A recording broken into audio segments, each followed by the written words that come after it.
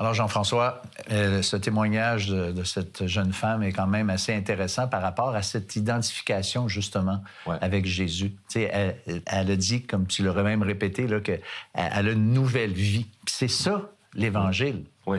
Et surtout qu'elle, on fait une version courte d'une histoire qui est plus longue, hein, pour l'adapter à l'heure de la bonne nouvelle. Mais avec Je suis deuxième, on fait des histoires qui durent plus longtemps. Et l'histoire, en fait, de cette dame-là, de cette jeune femme-là, c'est qu'elle a gagné le concours de beauté en Suisse, 2 ans en ligne. Miss Suisse romande, c'est la Suisse francophone.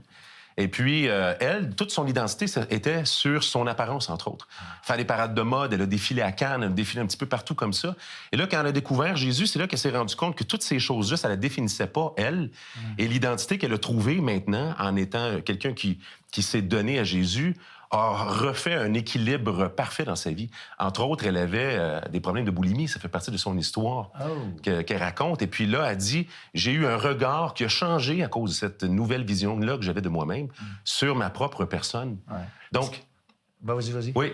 Donc cette rencontre-là avec Jésus, c'est sûr qu'elle n'enlève pas nécessairement tous les problèmes d'un coup, mais on apprend à se voir au travers du regard de ce que Jésus a fait pour nous, plutôt que juste au regard de ce que nous, on arrive à faire en tant que performance humaine. Ça change complètement la dynamique. C'est ça. Quand on devient chrétien, on est une nouvelle créature, c'est vrai que tout change, notre perspective à nous change, mais qu'est-ce qu'il faut réaliser, c'est que, je vais dire de même, la perspective de Dieu à notre égard est changée parce que il nous voit maintenant, la Bible dit, en Jésus-Christ. C'est-à-dire que c'est comme si, quand que Dieu regarde ses enfants rachetés, pardonnés, lavés, purifiés, il les voit parfaits, même si dans la réalité, c'est pas ça. Fait que on n'a pas besoin de faire des pieds puis des mains pour essayer de gagner la faveur de Dieu.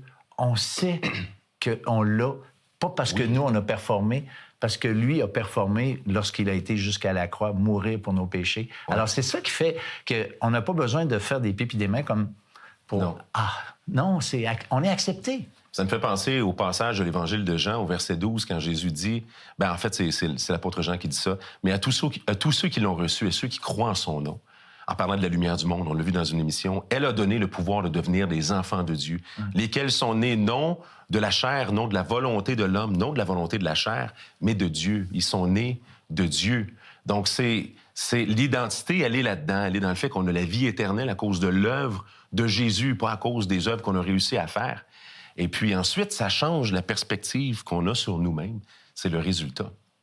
Mais donc, on souhaite que ça vous aide à progresser et puis que vous puissiez, vous aussi, faire cette découverte-là de Jésus. Et puis, à chaque semaine, on vous présente une nouvelle ressource qui peut vous aider dans votre parcours. Cette semaine, on vous présente « Je suis deuxième ». Au milieu d'une société québécoise séculière, par le biais de témoignages de vie transformés, Je suis deuxième est un mouvement chrétien souhaitant faire connaître celui qui est premier, Jésus.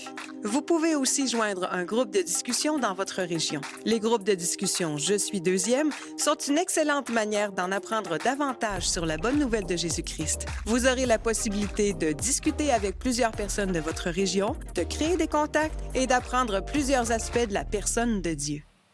Alors, merci beaucoup, Jean-François, pour d'abord ce témoignage d'Aline. Merci pour ta participation. J'apprécie beaucoup être avec toi.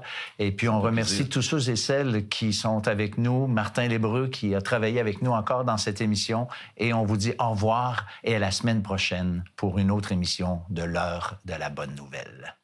Dans les attentes que les gens avaient, entre autres, c'était le roi d'Israël, celui qui était pour venir. Et la Bible annonce comme le roi d'Israël. Donc, il va venir un jour, et puis il va être le roi sur toute la terre. C'est ce qu'on attend. Et puis là, il se tourne de bord finalement, puis il leur dit, mais vous, qui dites-vous que je suis? Et là, après que Pierre ait donné la bonne réponse, puis qu'il dit, mais tu es le Christ, le Fils du Dieu vivant, Jésus leur explique que celui qui va vouloir conserver sa vie, là, en disant, non, excuse, non, cette vie-là est importante, c'est à moi. Mais lui, il la perd. Il réalise pas qu'il demeure dans la condamnation de Dieu. Mais celui qui va renoncer à sa vie en réalisant que Dieu lui propose la vie éternelle, lui, il trouve la vie.